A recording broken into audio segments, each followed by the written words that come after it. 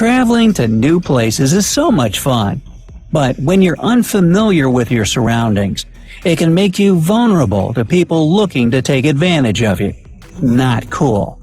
Luckily, there are some great hacks you can use to make your travel safe and worry-free, like putting a glass on the door handle of your hotel room. Interested? Keep watching to find out more. Counting down from number 11, put a glass on your doorknob.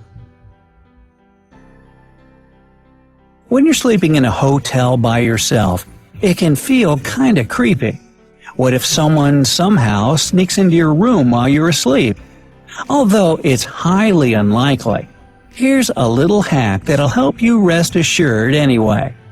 Slip a drinking glass onto the door handle of your hotel room on your side. That way, if someone turns the knob as you're sleeping, the glass will fall and alert you that someone has opened the door. Hopefully you won't ever hear that glass drop, but it's better to be safe than sorry, right?